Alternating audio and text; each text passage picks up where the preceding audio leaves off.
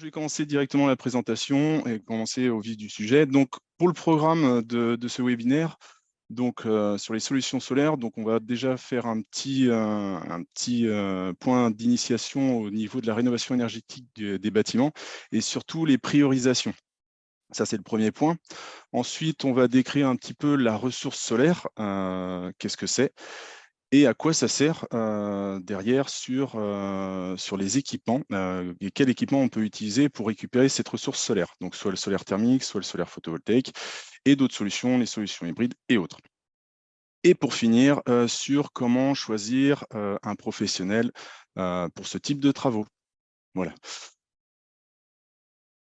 Alors, la rénovation énergétique, les priorisations. Alors, ce qui est bien de noter pour tendre vers un bâtiment le plus économe possible, en fait, un bâtiment basse consommation, c'est bien de faire les choses dans le bon ordre. La production d'énergie électrique n'est pas forcément la première mission dans la rénovation énergétique des bâtiments. Il arrive souvent en dernier temps. En fait, si vous voulez, les priorisations dans un bâtiment, c'est déjà de voir au niveau de l'isolation du bâtiment. Parce qu'en fait, l'isolation, c'est ce qui va permettre de dimensionner votre système de chauffage derrière. Et comme on a sur les bâtiments, en termes de consommation, ce qui représente la plus grosse consommation, c'est le chauffage. Donc si on travaille déjà dans un premier temps sur l'isolation du bâtiment, donc isolation de toiture, isolation des murs, les fenêtres, isolation du sol, en fait, vous allez interagir par la suite sur le système de chauffage. Donc vous allez moins dépenser d'énergie de chauffage. Votre système de chauffage, du coup, sera surdimensionné. Il faudra le redimensionner par la suite, donc un système plus petit. Donc ça, c'est le deuxième point. Et après, il y a le système de chauffe-eau qui sera aussi à redimensionner par la suite parce que le chauffage aura grandement diminué en termes de consommation. Après, ça sera la production d'énergie électrique. Et entre les deux, il faudra surtout faire des éco-gestes pour réduire la consommation d'électricité pour investir sur un projet photovoltaïque, par exemple, qui sera le plus rentable possible. Voilà. Alors, la ressource solaire, qu'est-ce que c'est? Déjà, on va parler un peu de gisement solaire. Donc, le gisement solaire permet justement d'identifier par géolocalisation la valeur d'énergie disponible solaire. C'est-à-dire que, là, par exemple, en France, vous avez pas mal de disparités d'apport d'énergie solaire. On a sur notre région, donc la Loire-Atlantique, Pays de la Loire, excusez-moi, on a une petite disparité, du moins une disparité entre de 1220 kWh par mètre carré par an jusqu'à 1500 kWh par mètre carré par an. Alors, ce gisement solaire, ça, il y a des disparités, ça vient des nuages qu'il peut y avoir dans certaines régions, plus ou moins importantes, mais pas que. Donc, il y a plusieurs autres éléments derrière qu'on va en voir ensemble.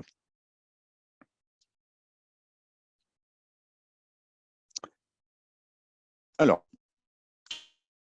sur la production, c'est plusieurs éléments. Donc, production, on parle du solaire thermique et solaire photovoltaïque, qu'on va expliquer juste après.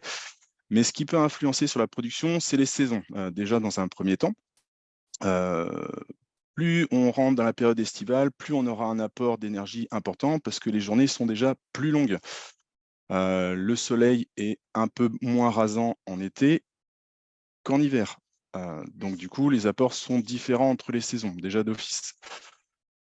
Si vous êtes sur un ciel couvert ou complètement sans nuages, là, la différence de rayonnement sera différente.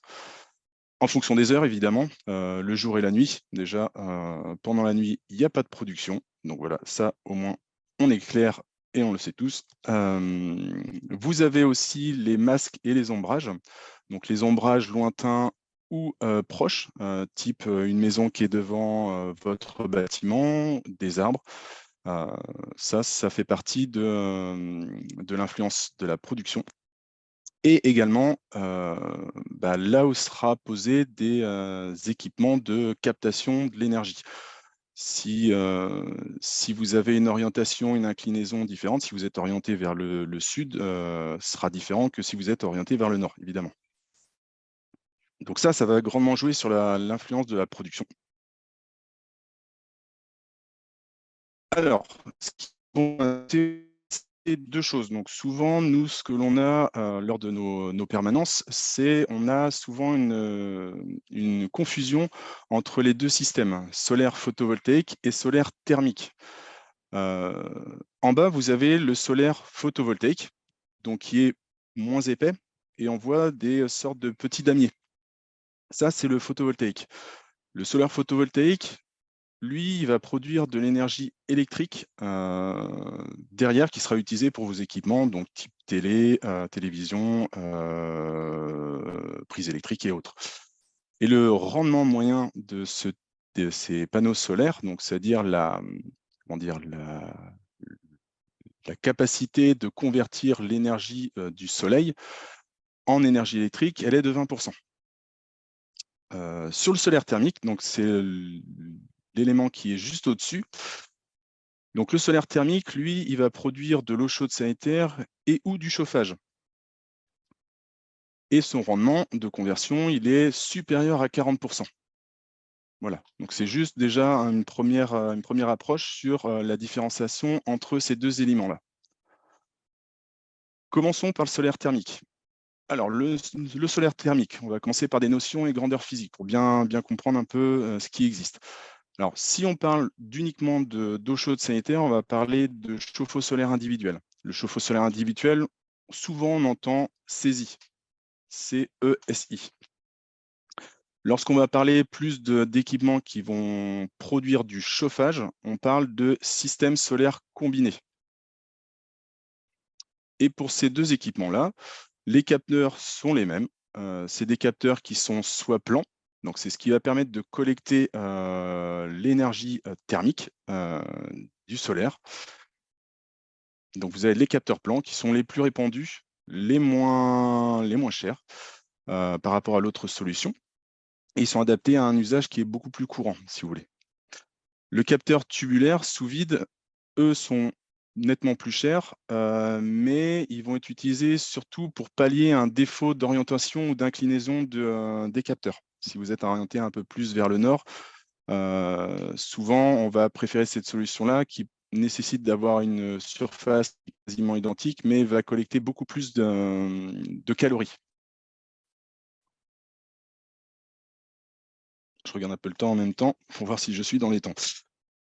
Le chauffe-eau solaire individuel. Alors, comment ça fonctionne? Le chauffe-eau solaire individuel, vous avez donc un ballon solaire thermique, on appelle ça, où vous avez, donc ça s'apparente à un chauffe-eau classique, si vous voulez. Vous avez l'eau froide qui rentre dans le ballon, qui va être chauffée par la suite, je vais vous expliquer comment, et l'eau chaude va repartir par le dessus pour distribuer au niveau de vos robinets. Dedans, dans ce ballon-là, vous avez un circuit hydraulique où vous avez un fluide caloporteur qui va arriver dans le circuit en toiture, dans le capteur blanc, donc c'est le panneau solaire thermique. Ce qui va se passer, c'est que le soleil va éclairer cette surface, le capteur plan a une surface vitrée, et en fait, par effet de serre, ça va rester, ces calories vont rester piégées à l'intérieur de ce système-là et vont permettre de chauffer le fluide caloporteur, excusez-moi.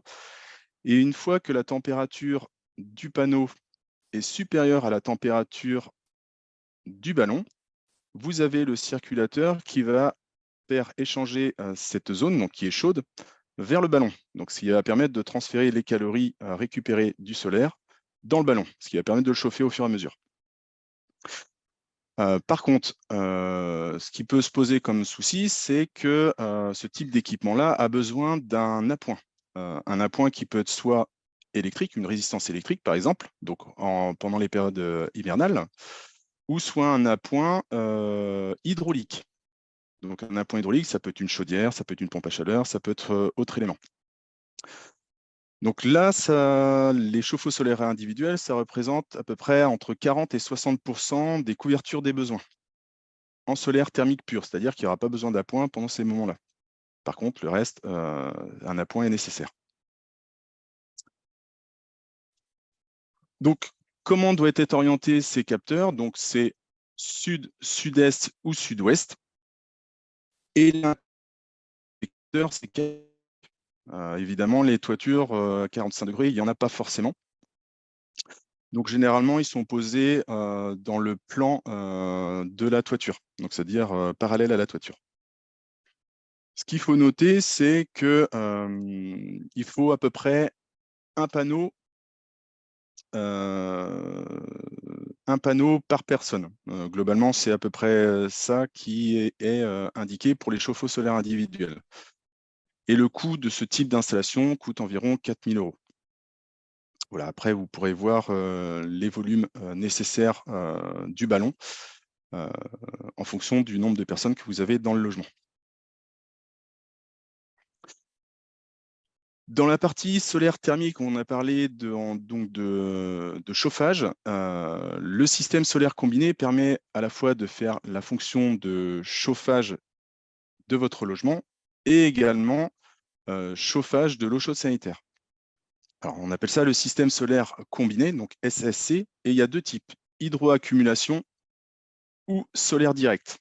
Alors, la différence entre les deux, donc, mis à part, donc vous avez, je vais redire les choses, vous avez toujours votre capteur plan, donc qui vient collecter l'énergie du solaire, qui vient transférer les calories soit dans un ballon, soit il peut l'injecter directement dans un plancher chauffant.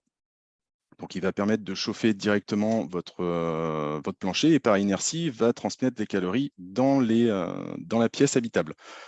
La différence entre les deux, c'est que le solaire direct, lui, va fonctionner dès que vous avez du solaire, il va injecter directement dans la dalle.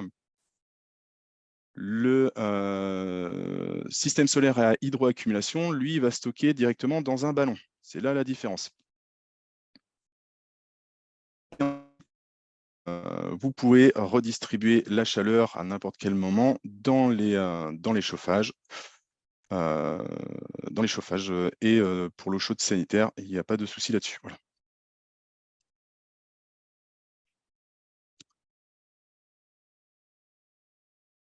Toc. Pour le dimensionnement de ce type de système-là, il faut prévoir 10% de la surface à chauffer. Si vous avez par exemple 100 mètres carrés à chauffer, il faudra prévoir quasiment 10 mètres carrés de surface de capteur. Alors évidemment, ça c'est une moyenne. Plus vous êtes isolé, plus le nombre de capteurs sera plus faible. Moins vous êtes isolé, plus le capteur, plus une surface de capteur, excusez-moi, qui sera importante. Et là, la couverture de besoin, on est entre 40 et 60% également. Ces systèmes-là sont très bien adaptés pour des émetteurs de chaleur à basse température, donc soit des radiateurs basse température, donc dits de basse température, ou des planchers chauffants.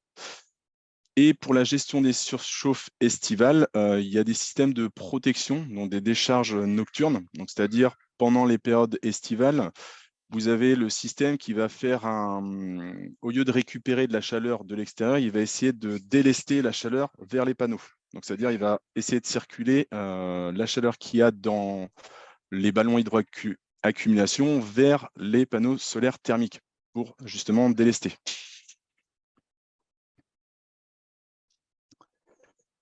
Il existe des aides financières à ces systèmes-là, donc aussi bien sur le système solaire combiné et le chauffe-eau solaire individuel. Donc pour ces deux éléments-là, il existe donc MaPrimeRénov', les certificats d'économie d'énergie, où on pourra développer, alors pas forcément au sein de ce webinaire, mais n'hésitez pas à nous appeler pour justement avoir des informations sur les aides qui existent et comprendre ces aides-là. Vous avez la TVA à 5%, du moins 5,5% pour la main-d'œuvre et le matériel, et la possibilité d'avoir des éco-prêts à taux zéro. Voilà. Du coup, j'ai fini pour cette partie-là. Et après, on va rattaquer sur un autre élément, le photovoltaïque. Charline, est-ce que tu as des questions déjà ou... Non, moi, j'ai pas de questions dans le chat. Donc là, n'hésitez pas, là, si vous avez des questions sur le solaire thermique, Ouais, n'hésitez pas n'hésite à un pas moment. peut-être à les réactiver les micros, Ouais, si besoin, hein. oui.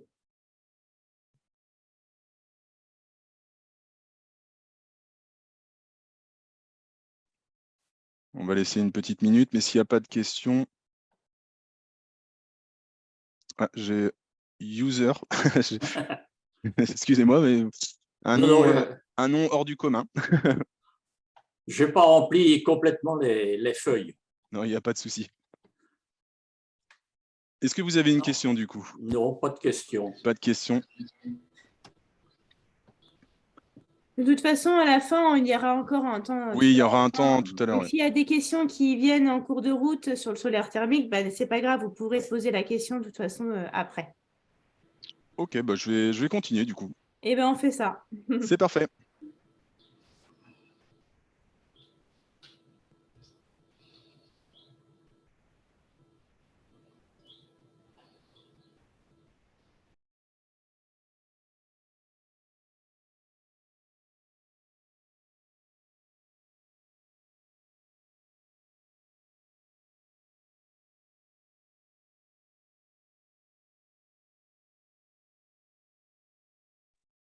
Moi, je ne t'entends pas, Charles. Pardon, je parle dans le vide.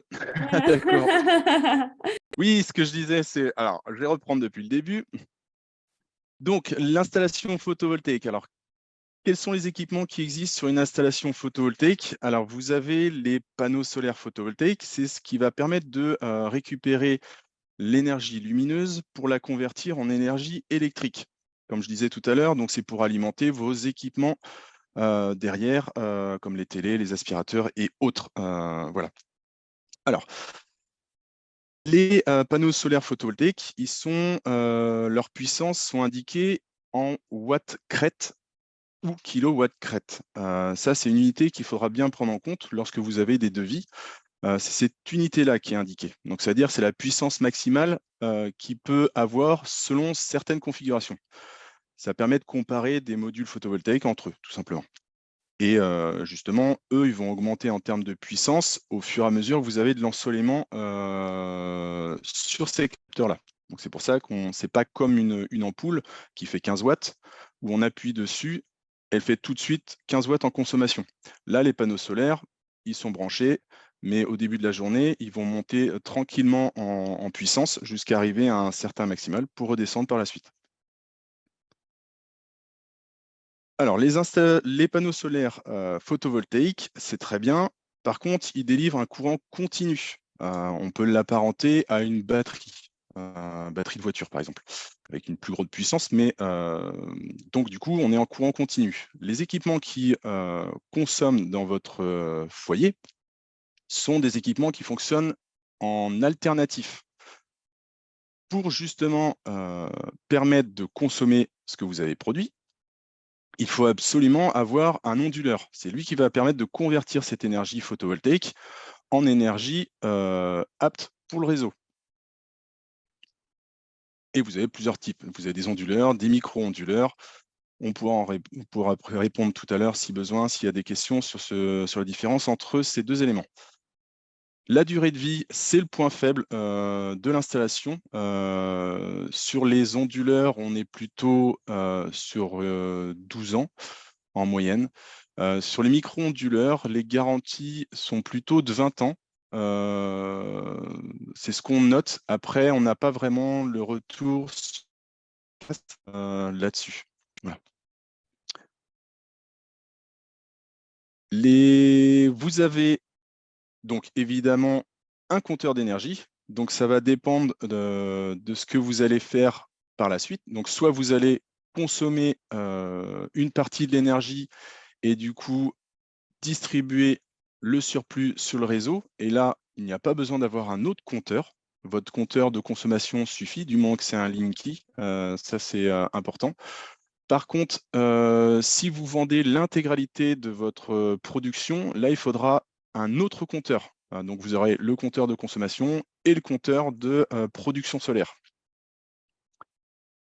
Et ensuite, vous avez le réseau. Donc, ça, c'est le cheminement direct. Hop là. Ordre de grandeur. Donc, pour les puissances photovoltaïques, donc pour donner un ordre d'idée, si vous voulez, 1 kW crête, ça représente 5 mètres carrés de toiture utilisée. Et pour une installation de 3 kW crête, on est sur 15 mètres carrés à peu près, et le coût, généralement entre 7 et 9 000 euros. TTC, on parle. Hein. Vous avez aussi donc dedans les démarches administratives. Alors, déclaration préalable, c'est souvent le particulier ou l'installateur qui font cette demande-là. Donc, c'est auprès du service de l'urbanisme de votre commune. Vous avez la demande de raccordement. Là, c'est plutôt l'installateur qui réalisera ces demandes-là. Et le prix du consensuel est intégré dedans et c'est généralement l'installateur qui le fait. Voilà, moi qui le fait, qui demande, qui paye cette prestation directement au consensuel. C'est l'organisme de contrôle des parties électriques, si vous voulez. Alors, quelle utilisation? Donc, ce que je dis tout à l'heure, donc vous avez plusieurs possibilités, soit la vente totale, soit l'autoconsommation. La vente totale, ça veut dire que vous êtes producteur d'énergie électrique par le photovoltaïque et vous avez votre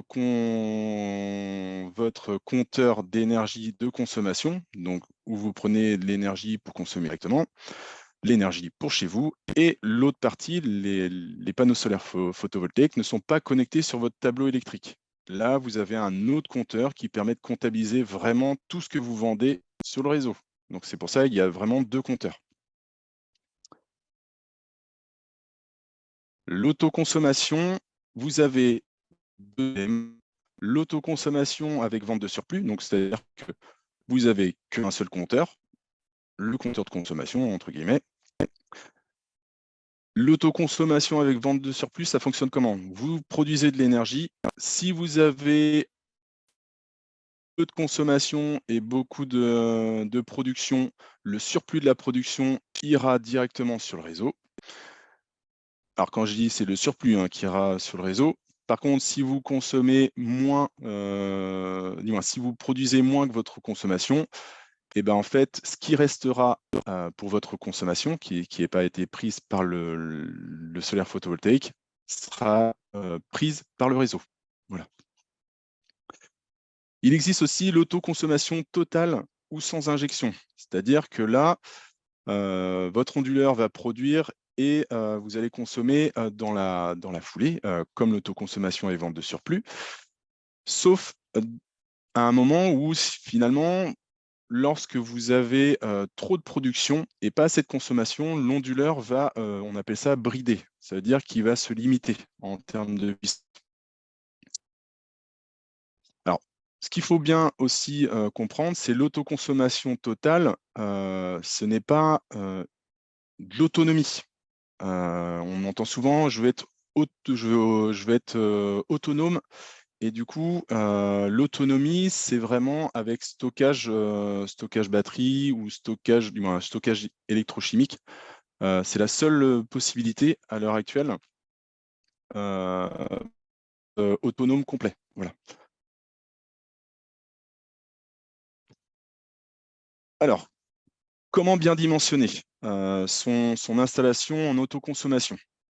Alors, il faut savoir que la vente de surplus est à 13 centimes 13 à l'heure actuelle. Ici, vous avez en bleu la consommation d'un foyer. Il descend ici, hop, qui a un autre pic juste après. En jaune et en orange, vous avez la production solaire photovoltaïque, où en jaune, vous avez la production photovoltaïque qui est entièrement consommée par l'usager, et en orange, la surproduction, qui est injectée directement dans le réseau. Donc là, il est vendu à 13,13 centimes. Et ce qu'on remarque, c'est qu'il y a aussi des courbes de charge importantes le matin et le soir. Là, ce que vous avez, c'est généralement c'est un ballon d'eau chaude électrique qui vient se déclencher dans la nuit pendant l'heure creuse. Ce qui est judicieux, c'est de décaler justement cette courbe de charge vers le moment où vous avez le plus de production, pour justement éviter de vendre de l'énergie à 13,13 centimes, pouvoir l'acheter plus tard dans la journée, du moins dans la soirée, à 20 centimes. Donc vous allez perdre de l'argent, entre guillemets. Vous allez perdre 7 centimes. Donc l'intérêt pour bien dimensionner ou bien optimiser votre autoconsommation, votre installation en autoconsommation avec vente de surplus, c'est de bien décaler les consommateurs si possible. Donc soit les machines à laver, les lave-linges, le chauffe-eau électrique. Et il faut en 3 tarifs d'achat, du moins 3 tarifs d'énergie. Le solaire, où pour vous, il est gratuit, l'heure pleine et l'heure creuse, du moins l'heure creuse et l'heure pleine. C'est plutôt dans ce sens-là qu'il faut bien réagir dedans pour bien dimensionner les choses et du coup de dépenser moins d'énergie et moins de sous, entre guillemets. Alors les aides financières, on en a parlé juste un peu à l'instant. Donc vous avez la vente totale. Donc si vous vendez l'intégralité de votre énergie sur le réseau d'Enedis, le tarif d'achat, il est conditionné selon la puissance que vous avez. Si vous êtes inférieur ou égal à 3 kW crête, le tarif d'achat il est de 23,49 centimes d'euros du kilowattheure. Donc là, on parle dans kilowattheure, évidemment. Si vous êtes en autoconsommation avec vente de surplus, vous avez un tarif d'achat pour les installations qui sont inférieures ou égales à 9 kW crête à 13,13 centimes d'euros du kilowattheure, ce qu'on disait juste avant. Et vous avez une autre prime dedans, on appelle ça la prime d'investissement. Et cette prime d'investissement, elle est calculée en fonction du nombre de kilowatts crête que vous installez sur votre bâtiment. Si vous installez, par exemple, 3 kilowatts crête de panneaux solaires, vous avez une prime d'investissement de 1 500 € qui sera versée à la date d'anniversaire de la mise en service de votre installation. Sur l'autoconsommation totale sans injection, là, il n'y a aucune prime d'investissement. Voilà, ça au moins c'est clair. Et il faut savoir une chose, ce qu'on va pouvoir voir tout à l'heure sur des arnaques qu'il peut y avoir. Il faut savoir que les aides locales ne sont pas cumulables avec les aides nationales. C'est-à-dire que si on dit oui, vous avez d'autres aides en plus que les aides du tarif d'achat plus la prime d'investissement, on dit on rajoute une aide locale. Eh bien non, en fait, selon l'arrêté qui a été publié l'année dernière, ce n'est plus possible. C'est soit l'un, soit l'autre. Donc il faut bien choisir, il faut bien calculer. Et du coup, on en revient sur les arnaques. Donc, les fausses aides de l'État, ça, on les entend souvent. Des installateurs qui se font passer pour d'autres. Donc ça, il ne faut pas hésiter à les dénoncer au service des fraudes. L'autonomie totale, on en a discuté tout à l'heure, où on indique que vous serez 100% autonome, ce qui n'est pas le cas si vous faites de l'autoconsommation avec vente de surplus sans stockage. Ça, c'est pas possible. Voilà, donc il y a plutôt pas mal de choses. Alors faites attention aussi au niveau des salons et des foires, où justement, si vous signez un devis, vous n'avez pas vraiment de délai de rétractation. Voilà. Et ce qu'on entend aussi de plus en plus, c'est des bons de commande un peu déguisés. Ça veut dire qu'ils vont faire des études et ils vont vous dire il faut signer absolument pour qu'on voit si votre dossier est éligible ou pas. Il faut savoir que toutes les aides que je vous ai indiquées tout à l'heure, ce n'est pas conditionné par les revenus, le revenu fiscal de référence ou le nombre de personnes dans le foyer, comme MaPrimeRénov', mais c'est le même montant pour tout le monde. Voilà. Je vais finir avec les panneaux hybrides. C'est plutôt intéressant de savoir ça. j'ai parlé tout à l'heure de solaire thermique et solaire photovoltaïque. Il existe des panneaux qui font les deux. Alors, je passe plutôt là-dessus.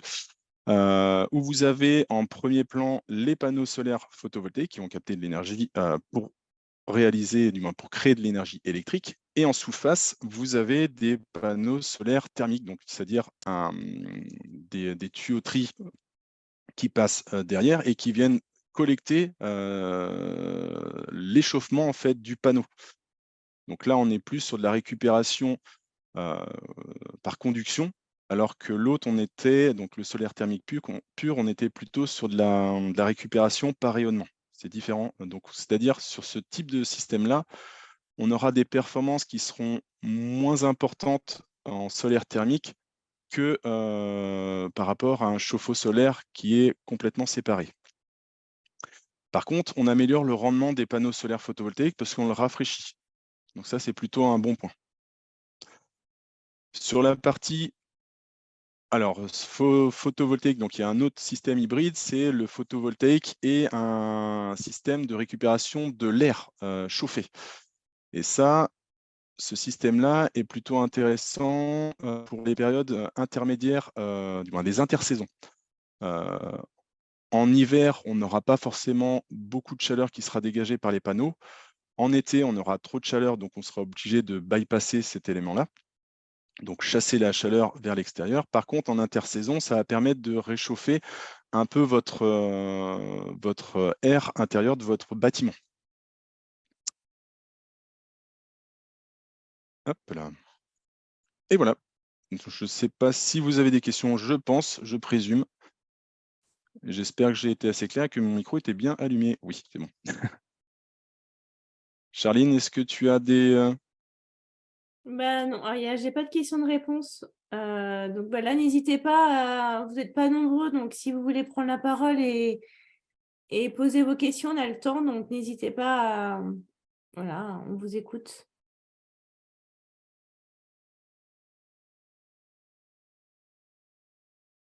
Alors, je ne sais pas si on doit activer les micros pour... Oui, peut-être. Ouais, attends, Je je vais... m'excuse, il y a avant, la configuration de Zoom n'était pas comme ça, donc du coup, c'est vrai que on a un petit peu perdu. Il y a une question, donc durée de vie des panneaux thermiques comparés à ceux du photovoltaïque. Alors, les panneaux solaires photovoltaïques, alors vous avez les durées de vie. Alors, j'ai parlé aussi de garantie. Ce sera aussi deux choses différentes.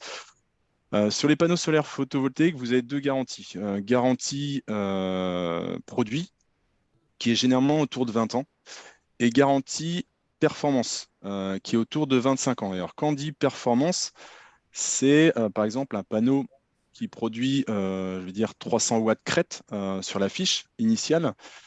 Au bout de 25 ans, ils indiquent que le panneau va perdre jusqu'à 20% de production. Et ça, ils le garantissent dedans. Alors, ce n'est pas quelque chose qui est, comment dire, chaque année, il va perdre tant de pourcentage. Non, ils ne définissent pas tous les ans, il ne va pas perdre 1%. Ils vont dire juste au bout de 25 ans, si vous n'avez pas perdu 20% de production, du moins de rendement de votre panneau, tout est bien. Par contre, si vous perdez plus de 20%, là, il y a un problème. Donc là, il y a une garantie dessus. Mais généralement, les panneaux, ça dure entre une vingtaine d'années, quoi. Une vingtaine d'années, ouais. Après, tout dépend de comment ça a été posé, ça dépend de plein de mal de choses, mais généralement, c'est 20 ans. Et sur les solaires thermiques, ça dépasse les 20 ans. On est plutôt autour de 25, 30 ans sans problème. Alors, on a une autre question. Est-ce aussi intéressant sur une maison très ancienne par rapport à une maison récente? Alors, c'est mieux justement alors, quand on dit récente ou ancienne, je pense que c'est plutôt au niveau de l'isolation, au niveau de la consommation. Alors, c'est toujours mieux de le mettre sur un bâtiment qui a déjà eu de la rénovation énergétique des bâtiments, du moins de la rénovation énergétique, parce qu'en fait, vous avez déjà, comment dire, vous avez réduit tous les postes de consommation dans un premier temps. Et en fait, si vous faites tout ça dans le bon ordre, donc ce que j'ai dit au tout début, et bien en fait, à la fin, vous allez vous retrouver avec une installation qui est plus petite et qui répond mieux déjà à votre consommation. Et du coup, comme elle sera plus petite, ça aussi moins cher. Donc c'est pour ça, c'est mieux dans le cas des maisons qui ont déjà été rénovées, plutôt que les bâtiments qui n'ont pas eu de rénovation et du coup de mettre les panneaux solaires en premier temps de rénovation. Voilà.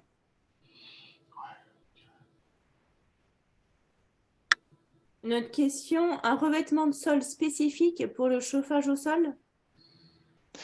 Alors, revêtement de sol, bah, ça c'est au niveau du plancher chauffant. Oui, je pense, ouais. Alors ça va dépendre parce que c'est vrai qu'il y a du parquet et des choses comme ça. Alors, carrelage, il n'y a pas de problème. Parquet, il faut faire attention. Il y a certains parquets qui ne tolèrent pas justement les surchauffes. Donc ça, c'est bien à se renseigner auprès de justement de ceux qui vendent les parquets, par exemple. Parce que je sais qu'il y en a qui ne sont pas compatibles. Ça va déformer le parquet, ça va être voilà, il y a des choses là-dessus où ça va pas le faire. Donc renseignez-vous avant d'acheter par exemple du parquet, si vous avez ce type de cas-là. Alors, on a deux autres questions. Alors, la première, est-ce qu'il y a besoin d'adapter son compteur électrique? Alors adapter, c'est-à-dire, c'était pour quel élément? Ouais, Vente totale, autoconsommation avec vente de surplus, est-ce que c'était un compteur Linky, bah, pas Linky? Si Sébastien, vous voulez prendre la parole pour amener C'est plus de... soit pour le thermique, déjà, Ah, premièrement. d'accord. Sur l'abonnement? Oui, tout à fait. D'accord, ok, oui, d'accord. Je pensais que c'était plus au niveau matériel plutôt qu'abonnement. Alors sur le photovoltaïque, non, il n'y a pas forcément besoin de changer. D'ailleurs, on ne le change pas généralement. Sur le solaire thermique, non plus, parce que en fait, c'est la puissance de chauffe, c'est le solaire qui va le donner. Donc il n'y a pas forcément besoin de l'augmenter. Vous serez sur, par exemple, je dis une bêtise, vous serez sur une pompe à chaleur en système de chauffe. Oui, là, obligation de changer l'abonnement parce que vous allez dépasser en termes de consommation, parce que la puissance de chauffe, c'est la pompe à chaleur qui va fournir l'intégralité de la chauffe. Il va récupérer des calories, mais derrière, c'est un système de compression qui demande beaucoup d'énergie. Le système solaire combiné ou chauffe-eau solaire individuel, ce qui va consommer le plus, c'est le circulateur. Et ce n'est pas un élément de puissance. Voilà. Et merci. Alors, on a plusieurs autres questions. Alors, est-ce que tu peux nous en dire plus sur le retour sur investissement? Alors, retour sur investissement Alors, voilà, alors ça, c'est une bonne question. Les retours sur investissement, ça va dépendre. Alors, si c'est de la vente totale, on est plus autour de 15-16 ans. Parce que ça, on connaît, ça change.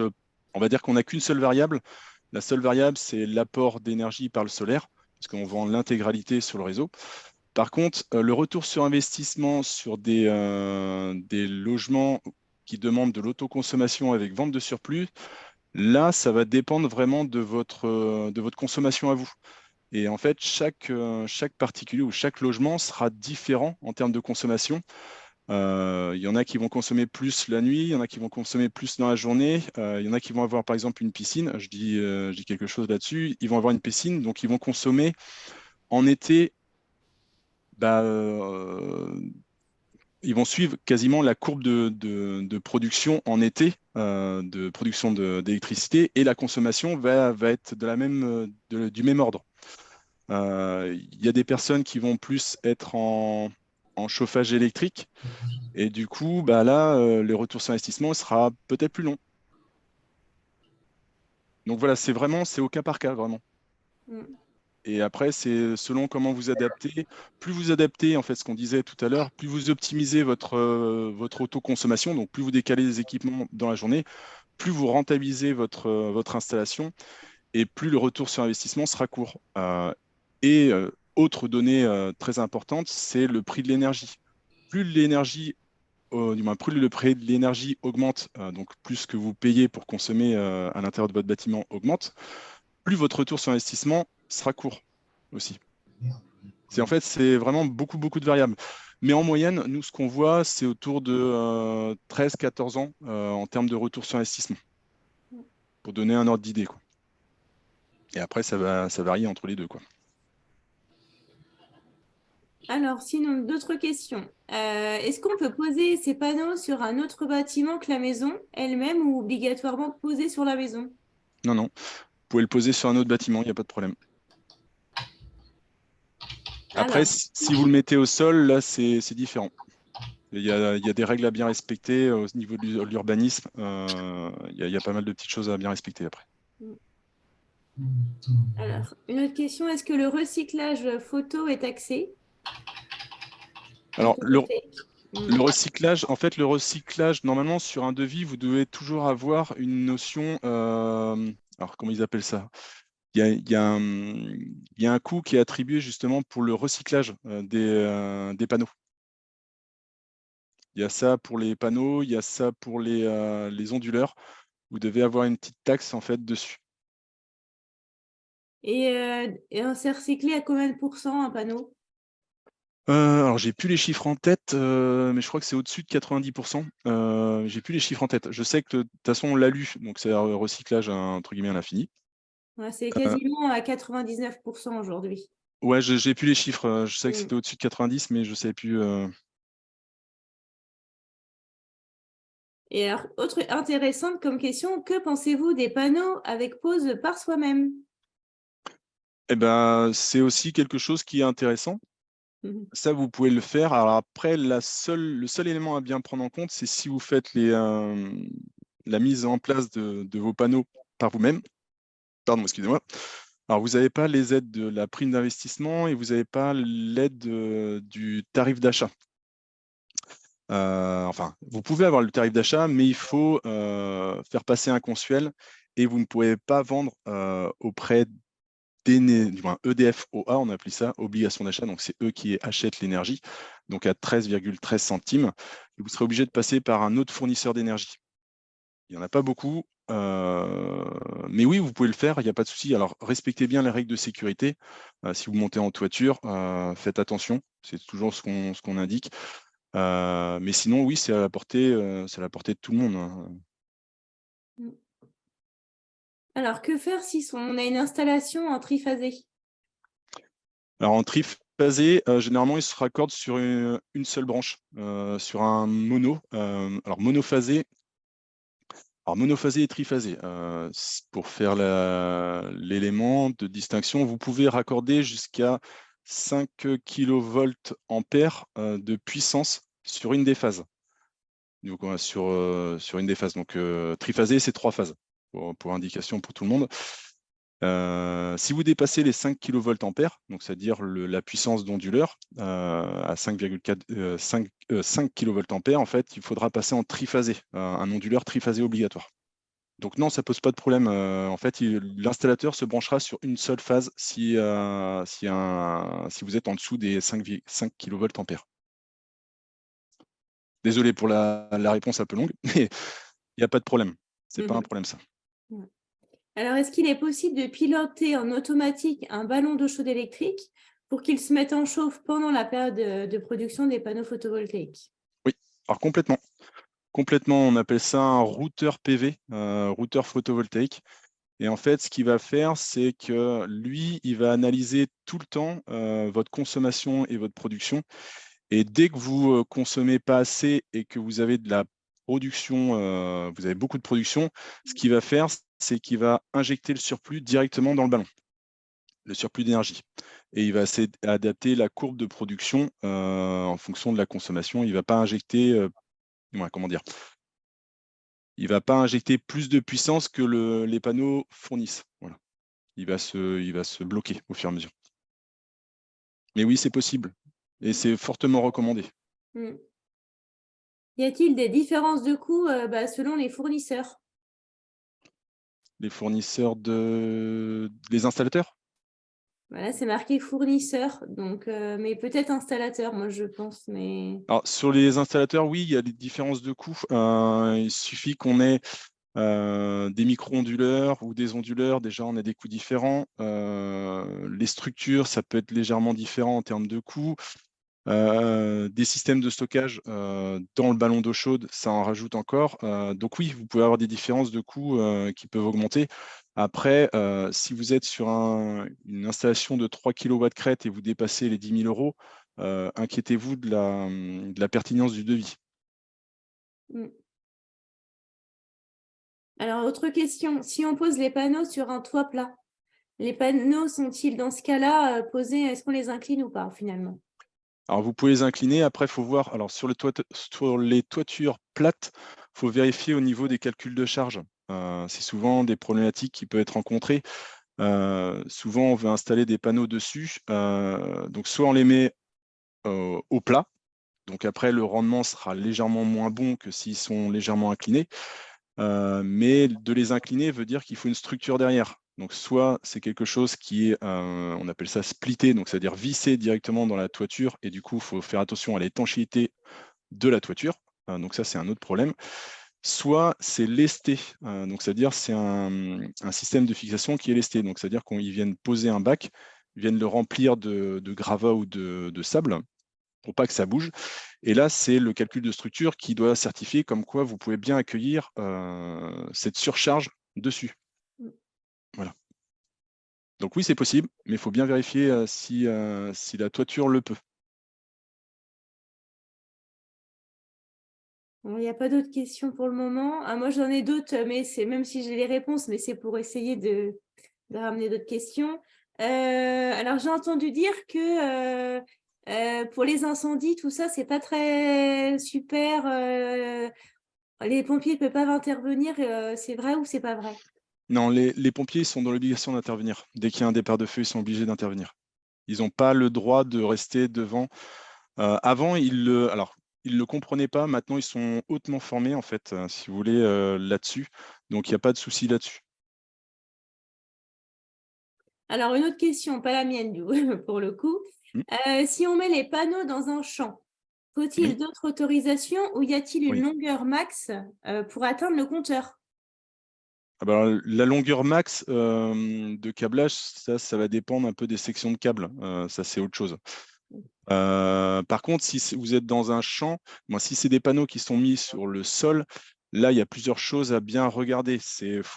Alors, il faut faire soit un permis de construire, soit une déclaration préalable en fonction de la hauteur finale des panneaux. Si vous êtes inférieur à 1,80 m, là, vous êtes sur une déclaration préalable. Si vous êtes... non, vous n'avez même pas besoin de déclaration préalable. Si vous ne dépassez pas une certaine puissance, en plus, il y a plein de choses là-dessus. Mais si vous dépassez les 1,80 m, vous êtes obligé de faire une déclaration préalable sur une certaine puissance. Et sinon, vous êtes obligé de faire un permis de construire si vous dépassez une autre puissance. Et des fois, vous avez des notices d'impact ou des études d'impact à faire. Bref, après, ça dépend du projet, en fait. Il y a des choses urbanistiques, il y a des choses environnementales à prendre en compte lorsqu'on fait des projets au sol. Mais n'hésitez pas à reposer la question, je répondrai avec quelque chose de bien clair sur chacune des propositions, du moins chacune des solutions qui existent en fonction du projet que vous avez. Si vous en avez un, on pourrait y répondre. Alors, on a deux autres questions qui sont arrivées. Alors, est-ce que 3 kW crête, ça suffit pour une famille de 4 personnes? Bah, là, ça dépend vraiment de la consommation. Oui, c'est ça. J'ai l'impression que c'est une réponse un peu bateau, mais en fait, ça dépend vraiment de la consommation, du profil de charge en fait, du foyer. C'est vraiment tout ça. Il suffit que vous soyez tout en électrique ou vous soyez, du moins vous êtes avec du chauffage qui n'est pas électrique au bois et que vous chauffez, du moins votre eau chaude sanitaire, c'est du chauffe-eau solaire individuel par exemple. Bah là, 3 kW crête, c'est même un peu trop, tout simplement. Donc ça va dépendre. Si vous avez une voiture électrique aussi, ça va dépendre complètement. Si vous avez une piscine, c'est vraiment, là, c'est à étudier au cas par cas, effectivement. Alors, une autre question intéressante. Alors, la résistance des panneaux en cas de grêle ou de forte tempête? Alors, les résistances, alors sur les grêles, alors je crois que ils sont capables de prendre, de mémoire, ça fait très longtemps, c'est la grosseur d'une balle de tennis projeté à je ne sais plus combien de kilomètres heure sur un panneau. Donc, avant qu'il casse, il faut quand même y aller. Mais il y a normalement sur votre... si vous avez un devis d'installateur, demandez la fiche technique. Sur cette fiche technique, en fait, vous avez les normes de test et comment ils ont été testés et sous quelles conditions. Et là-dessus, vous avez pas mal d'informations. Et normalement, un installateur doit étudier, on appelle ça les normes. Alors, la NV65, c'est la norme neige-vent. Donc, c'est jusqu'à où en fait la structure peut supporter les tensions de vent avant arrachement. Voilà. Donc demandez l'heure à l'installateur et normalement il doit vous répondre. Alors, est-ce qu'il faut prendre des précautions quant à l'installation? Est-ce qu'il y a des points de vigilance à avoir? Des points de vigilance. Si on l'installe soi-même ou si c'est l'artisan qui le fait? L'installateur. Les points de vigilance, vérifier que l'onduleur produit bien de l'énergie. Ça peut arriver où certains ont eu des onduleurs factices où il n'y avait rien dedans. Donc ça, c'est un premier point. Donc vérifiez au niveau de votre compteur énergie si vous avez bien une puissance qui diminue quand vous enclenchez l'onduleur ou pas. Déjà, c'est déjà un premier indice. Après, les points de vigilance, c'est souvent sur les devis. Vérifiez si vous avez bien le même nombre de modules photovoltaïques qu'il y a d'installés. Vérifiez la puissance qui est indiquée sur les panneaux et ce qui a été vendu. L'onduleur, c'est pareil. Il y a quand même des points de vigilance, mais après, voilà, normalement, ça va, quoi. Alors, ardoise ou tuile, est-ce que les panneaux sont posés dessus ou la surface de toiture est adaptée à un autre revêtement? Non, vous pouvez le mettre sur toiture, sur tuile. Alors, c'est souvent en surimposition. Vous verrez toujours maintenant, tout le temps, les installateurs qui mettront en surimposition.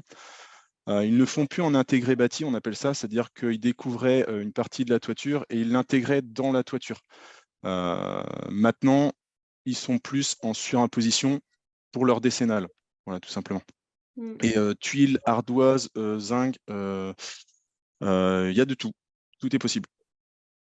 Amianté, c'est plus compliqué. On va dire c'est plutôt l'artisan qui va dire, oulala, il faut missionner une autre personne qui soit spécialisée pour le désamiantage. Généralement, ça coûte beaucoup plus cher et du coup, le projet prend un coup dans l'aile, on va dire. Combien pèse un panneau thermique et un panneau photovoltaïque? Alors, un panneau solaire photovoltaïque, on est entre 10 et 15 kg du mètre carré. C'est globalement ce qu'on a. Un panneau solaire thermique, alors ça, bonne question. Comme ça, je ne pourrais pas vous dire. Je sais que c'est plus lourd. C'est plus lourd parce que vous avez tout un système derrière. Vous avez le tube, le cuivre qui passe dedans. Vous avez le verre, vous avez l'armature derrière et ils sont plus gros déjà. Alors par contre, le poids exact, là, je ne pourrais pas vous dire. C'est une question, je ne sais pas si tu saches, parce que ça doit dépendre des onduleurs. Quelle est la taille moyenne d'un onduleur? Ah, ça dépend. Là, c'est ça. Ouais. Ça dépend. Il y en a des petits qui font ça, donc ils font à peu près une vingtaine, une trentaine de centimètres sur 20 à 30 centimètres. Il y a des micro-onduleurs qui font 15 cm par 15. Et après, vous pouvez avoir des gros onduleurs. Ça va dépendre, de la puissance, ça va dépendre de la marque, ça va dépendre de la dissipation thermique, si c'est par ventilateur ou c'est par des ailettes de dissipation, donc c'est de la convection naturelle. Ça va dépendre de pas mal de choses. Mais c'est bien avoir cette question-là parce que lorsqu'on pense à un projet solaire photovoltaïque, c'est bien de savoir où est-ce qu'on va mettre l'onduleur. Oui, c'est ça. Et où est-ce qu'on passe les câbles aussi. Donc, c'est bien aussi de le penser dans de la rénovation énergétique des bâtiments. Même si vous ne faites pas le projet photovoltaïque tout de suite, ça, on a pu le voir tout à l'heure avec les étapes, mais de le prévoir dans la liste des travaux. Si vous avez des gaines à passer, et si vous faisiez de l'isolation, par exemple de la toiture ou de l'isolation dans les murs, et se poser la question de est-ce que je ne dois pas passer un fourreau, une gaine technique pour justement qu'au moment où je ferai l'installation photovoltaïque, par exemple, et ben en fait, que les câbles passent directement sans devoir tout recasser à l'intérieur du bâtiment. Ça peut être judicieux de le penser en amont. Alors, je vais voir s'il n'y a pas d'autres choses là. Ouais, on va il y Ouais. a 2 autres questions, puis on va finir là-dessus. Alors, Ouais. est-ce qu'une déclaration en mairie est obligatoire, que ce soit pour le thermique ou pour le photovoltaïque? Oui, oui. Ou changer l'aspect esthétique du bâtiment, donc oui, c'est obligatoire. C'est Donc, ça. déclaration préalable obligatoire si vous êtes sur un bâtiment qui est existant et permis de construire si vous construisez votre bâtiment et du coup, vous intégrez les panneaux solaires ou solaires thermiques dessus. Oui. Et puis, y a-t-il une incidence sur l'assurance habitation? Oui, il peut y en avoir une, effectivement. C'est bien poser la question à votre assurance. Des fois, l'assurance, c'est assurance multirisque de mémoire. Des fois, vous l'avez déjà sans le savoir. Posez la question, mais ça peut être un surcoût, effectivement. Et puis, là, on va finir là-dessus, la dernière question. Le câble qui relie les panneaux à l'onduleur peut-il passer par un conduit de cheminée qui n'est pas utilisé? Non. Non, non. L'installateur ne le fera pas parce qu'on ne sait pas ce qui peut se passer après. Et du coup, on ne sait pas qui était là avant. Et normalement, un conduit de cheminée reste un conduit de cheminée. Donc, soit il faut changer la destination, entre guillemets, donc changer les caractéristiques du conduit de cheminée. Mais en tout cas, de mémoire, les installateurs ne le font pas. Hein, parce que ça pose plus de problèmes qu'autre chose derrière. Alors, Et on oui, va finir là-dessus. Il est 19h30. voilà, Alors, je voulais finir. Ah oui, vas-y, excuse-moi. Je voulais juste finir sur le choix des professionnels. Oui. Donc, du coup, si vous êtes sur des solaires thermiques, il faudra bien choisir un artisan qui soit RGE Calisol. Donc là, 2022, mais c'est 2023 maintenant. Et sur le photovoltaïque, Cali PV ou Calif Elec. Voilà. Donc là, vous retrouvez la liste de tous les installateurs qui existent sur le site de france-rénov.gouv.fr. Pardon, excusez-moi. Et dessus, en fait, vous avez tous les artisans RGE de tri dans notre principe. Donc, du coup, c'est tous les artisans qui existent et qui sont référencés RGE. Et dedans, vous aurez aussi les ressources et les liens si vous voulez évaluer des devis, faire des prédimensionnements de photovoltaïque. Ça, vous pourrez l'avoir dans notre présentation. Voilà. C'était tout. Excuse-moi. Non, tu as bien fait. Alors, du coup, si vous avez des questions, vous voulez aller plus loin dans votre projet, eh bien, n'hésitez pas, vous pouvez prendre rendez-vous du coup avec l'espace France Rénov. Donc, vous pouvez prendre rendez-vous soit sur notre site internet directement sur Alizé espacefrancerénov.fr ou sinon, vous pouvez nous appeler là au numéro qui s'affiche sur la présentation. Et puis, ben voilà. Merci, Charles. Merci en tout cas de votre participation. Et puis, on vous envoie très rapidement le contenu de la présentation. Merci. Et Bonne puis, soirée à du coup, vous. bonne soirée à vous. Allez, au revoir. Au revoir.